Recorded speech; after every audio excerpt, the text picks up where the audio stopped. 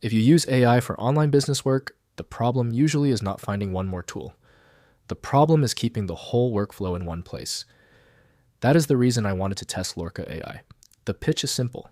Instead of jumping between separate AI tabs for writing, research, images, files, and everyday tasks, Lorka puts multiple models and tools into one workspace.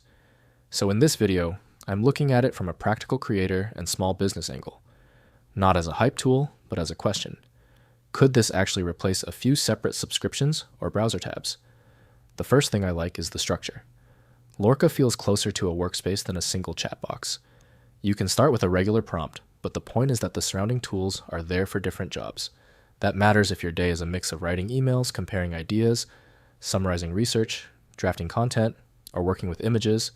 For a creator, that could look like taking a rough video idea, turning it into a short script, cleaning up the hook, then asking for title options and description angles. For a small business, it could be customer emails, offer copy, landing page ideas, and quick research before making a decision.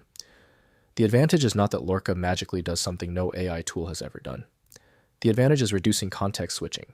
If you are paying for one writing tool, one image tool, one research assistant, and still keeping 5 AI tabs open, the real cost is not just the monthly bill, it is the friction.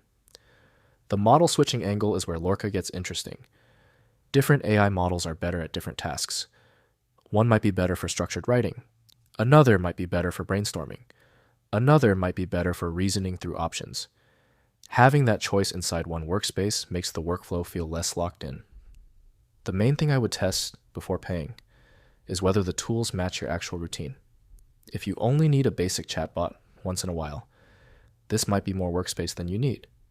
But if AI is part of your daily content, research, client work, or online business process, then the all-in-one setup makes more sense. Pricing starts around $19.99 per month based on the public pricing page I checked. That is the comparison point.